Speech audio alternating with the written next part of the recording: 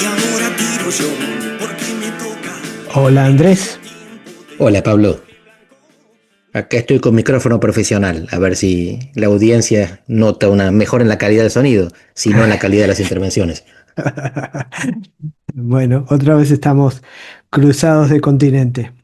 Tenemos unas cuantas preguntas, no las podemos hacer todas, pero Juan Eduardo Rivas en YouTube nos pregunta, hace una pregunta bastante detallada sobre Brasil. Creo que ya vamos a hacer un programa sobre Brasil y las elecciones y hablar más en detalle, pero hay dos preguntas más que nos hacen con respecto a Brasil.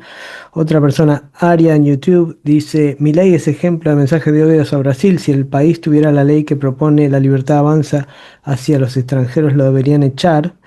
Y Hernán Sarchi vía Twitter dice: Andrés, y es pregunta para vos, en este episodio adjetivaste a la diplomacia de Brasil como una de las más profesionales del planeta. ¿Qué eventos son significativos para hacerse una idea de su desempeño? Me interesó, a mí también te he escuchado decir eso varias veces, así que ¿por qué decimos eso? A ver. Argumentemos, don Inodoro. Tengo tres trabajos publicados en colaboración con Octavio Morim Neto, que es un politólogo brasileño especializado en política comparada, presidencialismo y política exterior. Y en los tres trabajos comparamos Argentina, Brasil y México en su política exterior, a lo largo de 80 años. Es un periodo en el cual medimos, entre otras cosas, cómo votan las Naciones Unidas, desde que tenemos datos, que es precisamente desde que se crean las Naciones Unidas, y vemos también algunos otros datos cualitativos, composición de los gabinetes, poder institucional de las cancillerías. Y lo que hacemos es ratificar lo que se sabe intuitivamente, o lo que saben los diplomáticos que están en el área, que Brasil tiene un nivel de profesionalización que antecede a los otros casos y que va más allá, porque forma a sus diplomáticos de tal manera que tienen un despliegue por el mundo y una capacidad de intervención más avanzada que sus países comparables. En América Latina estamos hablando de Argentina y de México, que son dos países grandes, no estamos hablando de los países chicos que tienen menos recursos, pero al mismo tiempo se le reconoce este profesionalismo en otros casos. Un ejemplo que es tonto, anecdótico. Brasil abre todos los años la Asamblea General de las Naciones Unidas. Esto no es porque tenga una gran diplomacia, sino porque tuvo peso diplomático cuando termina la Segunda Guerra Mundial y como no integró como miembro permanente el Consejo de Seguridad de la ONU por poco, le dieron ese premio consuelo. Pero el hecho es que el presidente de Brasil todos los años abre la Asamblea General de la ONU. Segundo, el canciller brasileño no siempre es un diplomático, ahora lo es. No le conviene a la Cancillería que el ministro sea un diplomático porque es mejor un político con peso político que les consiga recursos y tenga autonomía. El, el, el canciller diplomático no tiene autonomía, responde a la línea, es un soldado. Por eso tampoco es bueno cuando los países tienen ministros de defensa que son militares, porque no tienen tanta autoridad sobre el presupuesto, tienen más conducción sobre la jerarquía, es decir, mandan adentro de la casa más que afuera. Pero lo que tiene Brasil es un secretario general, como se llama, que es el vicecanciller, que siempre es un diplomático de carrera, así que eso garantiza el nivel de profesionalismo. Tiene el Instituto Río Branco, que es donde se forman los diplomáticos. En este instituto hay intercambios todos los años con diplomáticos en formación de los demás países de América Latina. Es decir, que los diplomáticos del resto de América Latina tienen una especie de intercambio por el cual siempre hay alguno que está aprendiendo en Brasil con los brasileños también. Y la última, en el caso que nos trae, Milei y Lula, la pelea, lo que vimos es que la respuesta diplomática fue correcta por el lado de Brasil, inicialmente no por el lado de Argentina. ¿Qué quiero decir? El canciller argentino estaba saltando ante los insultos de Milei a Lula, mientras que el canciller brasileño se mantuvo al margen, cumplió con los protocolos, llamó a su embajador en consulta, llamó al embajador argentino para retarlo y desescaló, porque esto no es un conflicto entre países, y lo tienen claro todos. Solo que es la diplomacia brasileña la que se asegura de que el conflicto político entre presidentes no escale a conflicto diplomático entre países. Les conviene a Milei porque hace buena letra ante Trump y porque pretende liderar a la derecha en América Latina. Le conviene a Lula porque que venga un argentino y te critique en Brasil te hace quedar bien, te hace un favor. Pero lo más importante de todo es que Lula no se convirtió en el líder de la derecha en América Latina porque ningún otro país se quiere pelear, ni con Brasil ni con Lula. Y esto en parte es por el peso político de Brasil y en parte es por el peso diplomático. Tienen la Cancillería que va más allá de Lula y que Bolsonaro intentó, pero no consiguió arruinar. Es más, la derecha, si le preguntás, dice que el que la arruinó fue Lula, porque aumentó de 30 a 100 los reclutamientos por año, aumentando la diversificación y bajando las exigencias. Es decir, les exigía menos idiomas y les pedía más diversidad de color de tez. En cualquier caso, eso es los indicadores que te decía duros, por promoción, por reclutamiento, por influencia externa, pero además los anecdóticos. Preguntar a cualquier diplomático de cualquier lugar del mundo y te va a decir que Brasil pega por encima de su peso. Y eso en parte es diplomacia profesional, pero también diplomacia presidencial. Mm. Lástima que según lo que decías la vez pasada, quizás la diplomacia no importa tanto en el mundo que se Y viene. lo ratifico, por eso Brasil, no, es así, por eso Brasil pudo pegar más por encima de su peso con las primeras presidencias de Lula, porque él pesaba más. Ahora cuando Lula decayó no consigue lo mismo que conseguía hace 10 años. Pero esto me corregía un amigo, un diplomático argentino que está en un país oriental, que escucha nuestro podcast con mucha gentileza, y me decía que eso que yo sugería pasa en Occidente. En Oriente las formas siguen siendo esenciales. Ahí no existe ir a otro país e insultar al presidente o a un juez. Así que lo que sugeríamos en el podcast pasado es correcto para nuestro limitado occidente planetario, que es 1.500 millones de personas sobre 8.000. Bien. Te salto a otra cosa, una pregunta muy compleja quizás, o que podría ser mucho, pero tratemos de hacerla en algunos minutos. Dice Gaby Romero en Spotify, me gustaría saber cuál es un modelo de Argentina posible para ustedes. Entiendo que su rol de analistas es interpretar el presente, pero siempre quedo con ganas de saber qué piensan que se puede construir con lo que hay hoy. No un sueño, sino una idea de país posible y quizás con un proyecto para sus ciudadanos, y nos manda saludos desde Mendoza. Cortito, es una linda pregunta. En lo político no hay debate. Nadie cuestiona la democracia. En lo económico, Argentina tuvo el modelo agroexportador desde la formación del Estado hasta 1930, cuando nos caemos del mundo. Después el modelo industrial sustitutivo, es decir, en vez de en el campo, en la fábrica, en la ciudad, y en vez de para exportar, para no importar. Y a partir del 75 nos quedamos sin modelo.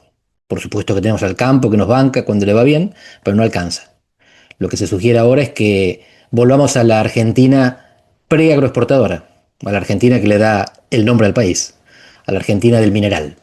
Argentum viene de plata, las minas del Potosí, cuando Bolivia pertenecía al virreinato del Río de la Plata. Es la posibilidad que está desarrollando este gobierno con dirección política y con fortuna, porque el gobierno no puso el litio y el cobre o el petróleo en la cordillera. Estaba ahí, se empieza a desarrollar y este gobierno cae cuando está madurando la inversión.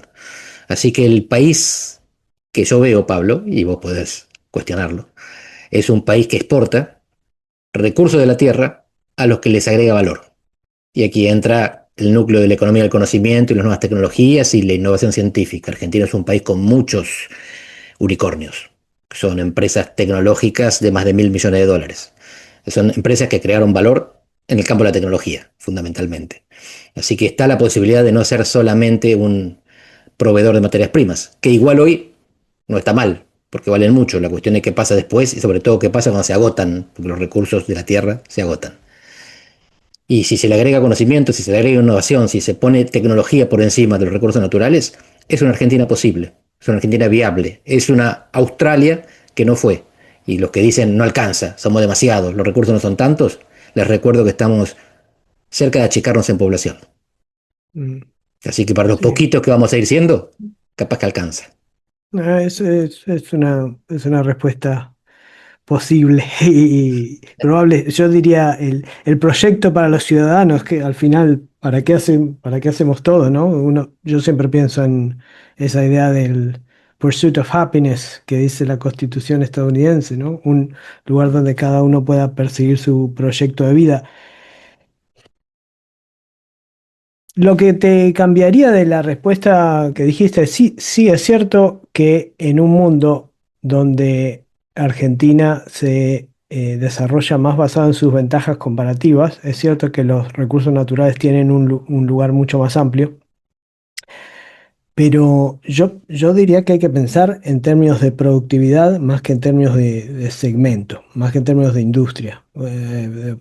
Si no, parece que estamos en la discusión de industria versus campo o industria versus recursos naturales, y en lo que te muestran los números es que hay industrias que están exportando más hoy que hace 2 años o 3 años. Hay muchas industrias a las cuales la apertura las beneficia. Siempre estamos en la discusión acostumbrados a pensar que la industria es un perdedor neto, pero hay muchas industrias que requieren insumos del exterior que para ellos la apertura les sirve para bajar sus costos, les sirve para ser más competitivos. Em, por ejemplo, hace poco se anunció un proyecto, creo que sí, de urea en Bahía Blanca, $2.000 millones. Eso es industria petroquímica, y es parte del futuro que se viene en Argentina, me parece, incluso, probablemente, incluso con este o con otros gobiernos, seguramente, Estoy de acuerdo con el aumento de la productividad. ¿Vos estás de acuerdo con las ventajas comparativas? por Porque si supuesto. sí, tenemos combo. Por supuesto, por supuesto. Bueno, te tiro una última. Dale. Nos dice Marcelo Plum en Spotify, dice, hola, me gusta mucho el podcast, quisiera aportar si la baja de la morosidad en empresas es porque no tienen acceso al crédito, sobre todo pymes. Así que creo que eso Esta es es tuya. con respecto a lo que hablamos la vez pasada, que por cierto, entre medio leí hoy que aparentemente habría sucedido el primer dato de caída de los números de morosidad, muy leve. Lo Caída de dice, la mora, o sea, sí, sí, lo vuelven a dice. pagar. No, no, quiero decir, la serie habría encontrado un máximo y estaría empezando a bajar, o podría ser, lo dice hoy una consultora. Pero volviendo al tema, habíamos dicho que en personas estaba en un máximo histórico y que en empresas no era tanto, entonces nos dice es porque no tiene acceso al crédito. La respuesta, a ver, primero que nada es baja comparada con las personas, pero no es tan baja, así que 3,5% no es tan baja para parámetros internacionales. Em, Crédito a las empresas es bajo, más o menos. Si uno mira la serie, si uno mira lo que pasó desde que llegó este gobierno, la porción de cartera que los bancos destinan a dar crédito al sector privado se duplicó casi. ¿Sí? Pasó de ser, no sé, 23 a 45%, una cosa así. Y si uno mira las empresas, pasó de 13 al 24% del activo, y personas también. Así que más o menos en ambos casos, personas y empresas se duplicó. Sí es cierto que las empresas tienen menos mora, mucho menos que las personas. Algo interesante por ahí que no se publicita tanto es que los bancos extranjeros son los que dan más crédito a las empresas, dan más proporción de crédito de su cartera a empresas comparado con bancos nacionales y bancos públicos. ¿Cómo se explica eso? Es una buena pregunta, no lo sé. Hace muchos, muchos años había hecho yo un trabajo para para el Observatorio PYME de la Universidad de Bolonia, hace 20 años te estoy hablando, y ya esa Ya tendencia ocurría. era así, me acuerdo, y analicé en ese momento datos del Banco Central, y me daba eso mismo, que era algo inesperado de los datos. Así que no sé si sigue siendo inesperado, pero ciertamente no es lo que la gente se imaginaría.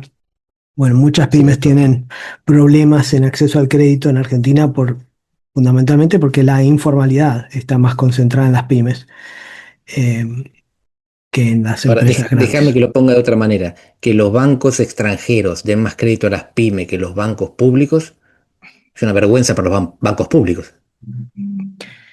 Depende. ¿Cuál es su función?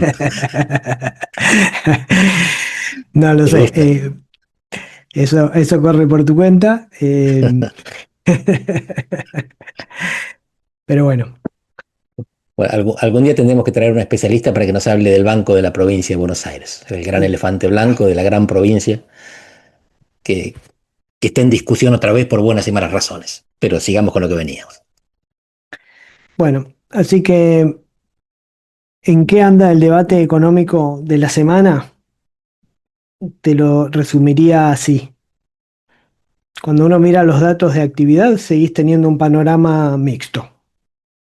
Por ejemplo, salió el dato de recaudación de julio, tenés los impuestos vinculados a la actividad, como sería el IVA, creciendo. El impuesto al cheque, bajando. O sea, información contradictoria, ¿sí? 6% real del IVA, -11% el cheque o el impuesto a débitos y créditos. Si mirás la industria de la construcción, que es algo que mira mucha gente, porque es una industria fundamentalmente un sector no transable, es decir, en teoría debería andar si la No, actividad no compite genera. contra el mundo.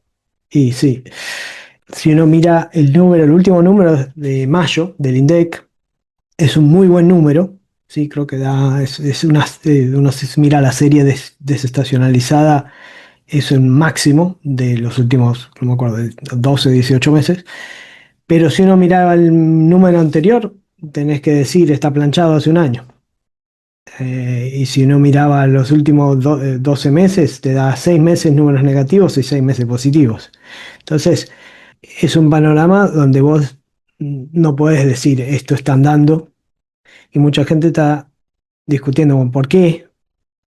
Y parte de la respuesta que algunos dan, ¿sí? Dicen, no, acá hay un problema del tipo de cambio. Hubo una entrevista que dio esta semana Roberto Frenkel, donde dice, hay que evaluar. Ahora, lo que a mí se me plantea es cuando uno mira los números generales de la economía, si yo te dijera, este es el país Wakanda, donde el desempleo es 7,8%, las exportaciones están creciendo a doble dígito, 15% en volumen, más de 20% en magnitudes, y la inflación es 30% anual, lo Mm, que no se te ocurriría es hay que devaluar y cebar la inflación. No sé. Es- Sin ¿verdad? embargo, es lo que uno escucha en el discurso, escucha, hay que evaluar. Y algo interesante es el otro día alguien hizo una encuesta donde le preguntaban a la gente si, si vos tenés, si pudiéramos subirte el ingreso un poco a cambio de más inflación, ¿lo aceptás, sí o no? Y la encuesta encontraba una mayoría de gente que dice no, déjame con menos inflación. Así que interesante sobre la coyuntura y cuáles son las cosas que puede o no hacer el gobierno. Yo quisiera arriesgar acá, decirte, bueno, una opción es no hacer nada y tratar de discutir con vos sobre cómo un político puede justificar eso. A ver, contame cuál es el concepto psicológico detrás de esto, porque lo hay, ¿verdad? Te estás refiriendo a la economía del comportamiento, donde se Claro, dice que ningún político es reelecto por lo que evita, se lo vota por lo que hace y se ve, no por lo que, no por la hiperinflación que evitó. Al claro. contrario, se vota en contra cuando tuvo hiperinflación y cuando no la tuvo, aunque sea su mérito, se lo vota a favor o en contra por otras razones. Es, Pero lo que vos estás diciendo me parece fascinante, porque si el gobierno considera que las cosas están bien, la omisión, la inacción es lo que corresponde. Y el gobierno considera que las cosas están bien, o por lo menos eso nos cuenta. La oposición tiene que optar por la acción en cualquier caso. Por supuesto, si considera que las cosas están mal, pero también si considera que las cosas están bien, porque tiene que hacer creer que sirve para algo, que cumple una función. Ahora, mi pregunta es, ¿qué hace el gobierno si cree que la inacción es lo correcto, pero que la gente valora la acción? Distrae, acciona en otras áreas, discursea sobre ideología, se pelea con Lula. Así que fíjate que el gobierno tiene claro esto, tiene claro que cree que lo que está bien, pero cree que la acción es necesaria y por lo tanto actúa en otros ámbitos, porque de lo que se trata es de que se vea el movimiento. Mm, claro, pero yo quisiera plantear la idea de la inacción también es una acción, ¿sí? Y lo que es difícil, discursivamente, es defenderla. A veces porque parece que no estás haciendo nada. Fíjate que en economía del comportamiento, en psicología, si querés, existe este concepto de sesgo a la acción. ¿Sesgo a la acción qué es? Es una inclinación mental donde preferimos hacer algo antes que no hacer nada. Incluso si no hay pruebas de que actuar es mejor que no actuar.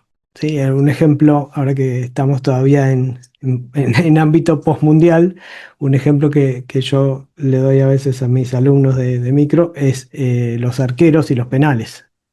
¿Sí? Hay una tendencia psicológica de los arqueros a tirarse a un lado, que a la izquierda o a la derecha, y no quedarse en el centro. Y hay un economista por ahí que estudió este tema, estudió 500 penales o algo así, y concluyó que matemáticamente es mucho más ventajoso quedarse en el centro de lo que realmente lo hacen. Los arqueros rara vez se quedan en el centro, ¿sí?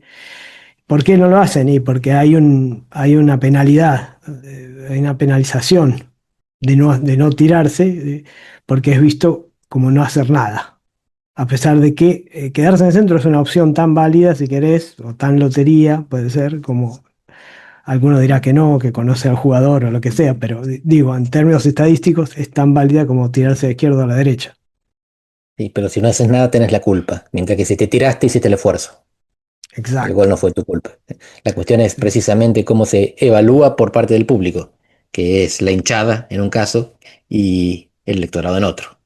Ahora, este gobierno, entre muchos otros, fue uno de los que más convenció de que la inacción era valiosa. Y en parte lo votaron por eso, porque la motosierra no es inacción, es acción. Claramente acción. Vi- Violenta y agresiva.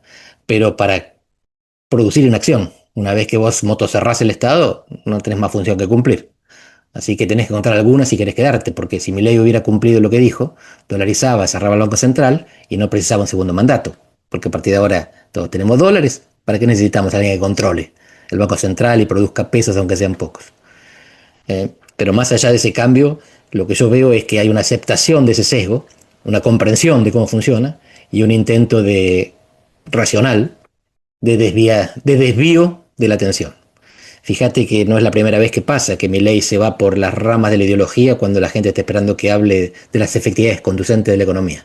Milei se entiende que lo votaron por economista, no por derechista, pero va a Davos con ese discurso que se torna impopular. Hoy está haciendo algo parecido. Pasa que la gente le da un descuento cuando habla de los extranjeros, de los terroristas. Es un discurso alarmista que el resto de la clase política, salvo sus seguidores más fanáticos, no compra. Se lo toma como algo pintoresco. En realidad, lo que sugiero es que es para compensar lo que vos mencionás, el sesgo a la acción que sabe que el público tiene, y cuando ellos están inclinados por la inacción, no se tiene que notar.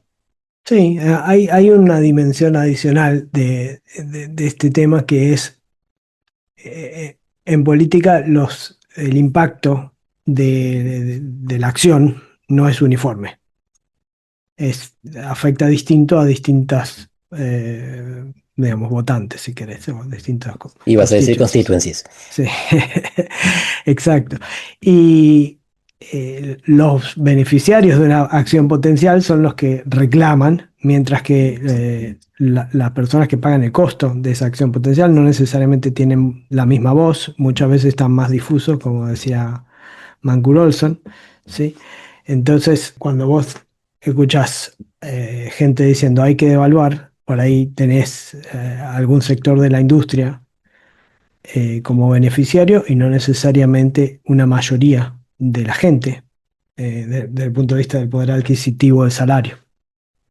Mancur Olson era un genio y un gran precursor de la motosierra, con la destrucción de las coaliciones distributivas. Pero permitime que vaya un poco más atrás al recientemente decedido Nicolás Maquiavelo, que es lo que hablaba de que todos los reformadores enfrentan este problema, de que los costos son inmediatos y están concentrados, mientras que las ventajas de la reforma son difusas y se dan en el largo plazo. Así que uno tiene que pagar el costo de la transición. Y ese costo se paga con persuasión o con distracción. O convences a la gente de que lo que estás no haciendo es bueno, o le hablas de lo que estás haciendo, que es pelearte con tu vecino por cuestiones menores. Sí, En bueno, realidad son cuestiones mayores, porque el humo es una cosa importante. aún pensando que la inacción es lo mejor, desde el punto de vista de hacia dónde va la economía en general, si la percepción no es esa, si los electores no van a recompensar esa inacción y tenés que ir a una elección bueno, ya dentro de un año, casi, suponiendo que hubiera paso. Entonces, ahí hay otro elemento que te lleva hacia hacer algo o mostrar que haces algo. ¿Sí? Mencionaste las PASO, que no son el tema de este episodio, pero te doy un dato conclusivo, no concluyente, sino como para concluir por hoy. Se dice que hay una fecha y es antes de inicios de abril, que es cuando el gobierno tiene que hacer la convocatoria, porque en ese momento, ya en el año electoral, pero al fin de las sesiones extraordinarias o al inicio de las ordinarias, es cuando hay proximidad con el deadline, con el plazo, como para que la confianza sea administrable por parte del presidente y los gobernadores, que son los que tienen que ponerse de acuerdo para votar esta reforma. Así que me dicen los que están trabajando en eso, que esta reforma, la eliminación o suspensión de las PASO es para el inicio del año que viene, precisamente porque hay un problema de confianza. Y ese problema de confianza está relacionado también con lo que se puede generar con la acción o con la inacción. Mm. Sí, el último dimensión que yo le agregaría es el hecho de que los políticos, sobre todo en la oposición, suelen hablar no en esta oposición, estoy hablando de la oposición En general, genéricamente, ¿sí? Suelen hablar de los problemas, pero rara vez de los costos de resolver los problemas, ¿sí? Mientras que los economistas tenemos que pensar toda la política pública en términos de trade-off. Vos haces algo a cambio de otra cosa, ¿sí? Vos devaluás a cambio de más inflación o vos sacrificás actividad económica a cambio de bajar la inflación. Ese tipo de trade-off, te ¿sí? acoto que los políticos hacen lo mismo, solo que en vez de en valor del dinero piensan en el valor del voto. En vez de plata, son electores. Pero el trade-off está ahí. Si yo hago esto, ¿cuánto pierdo y cuánto gano? Perfecto, pero a donde voy es discursivamente, no. Discursivamente dicen, hay que resolver este problema, hay que resolver el tema de la actividad. La gente no llega a fin de mes o lo que sea, eh, ahí me parece que lo que puede hacer el gobierno es tratar de marcar más el costo. Ok, vos querés hacer esto, ¿a cambio de qué? Teorema de Baglini, que ya Sartori habla sobre esto. Cuanto más cerca está del poder un político, más moderado y responsable se muestra. No funciona en Argentina. ¿No? Vos decís No. que Habitualmente prometen todo cuando ya están cerca inclusive y después a veces dan todo también, incluso cuando no hay. Pero estos son temas que venimos debatiendo hace tiempo sobre qué características diferenciadas tienen los políticos argentinos respecto al resto del continente, donde el orden fiscal es valorado. En cualquier caso, parece que esto está empezando a hacerse carne también, como se hizo la democracia hace 40 años. Quintela, el gobernador de La Rioja, dijo esta semana que cuando venga el peronismo van a expropiar y van a deshacer todo. Así que no sé si tomarlo como que está muy No, lejos del poder según Baglini o que... sí, está lejos política y geográficamente. Bueno. mm. No, lo último que yo te diría simplemente es este tema del trade-off. Si yo vuelvo hacia los números duros de inflación 30%, desempleo 7,8%.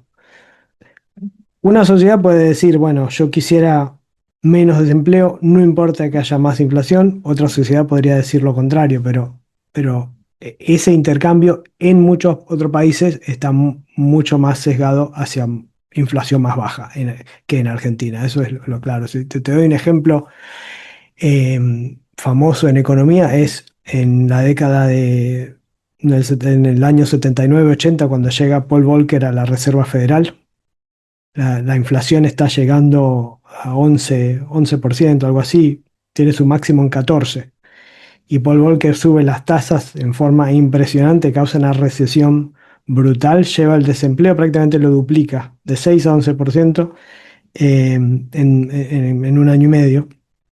Sector construcción totalmente destruido, la menor número de casas construidas en 35 años. Y sin embargo, y todo eso lo hace para bajar la inflación de esto, de 11 a 4. Entonces, fíjate dónde está el trade-off en esa sociedad y fíjate además en lo que estábamos hablando hace un par de episodios de un banco central independiente, pondría mucho más énfasis en eso. Un banco central independiente, ahí no habría, como se está planteando, en el sentido de cuya misión única sea preservar el valor de la moneda, etcétera, no habría ni discusión y además la propuesta es directamente dejar esto fuera de la discusión del ámbito de cosas que puede determinar el gobierno. Fascinante discusión que tendremos que seguir en otros episodios. Quizás cuando el presidente del Banco Central no sea miembro del mismo estudio que el ministro de Economía. Ojo que se sabe de muchas veces donde una vez que cambian las instituciones y los incentivos, los individuos se comportan de otra manera. Es así, apostamos a eso. Bueno, te mando un abrazo. Otro para vos.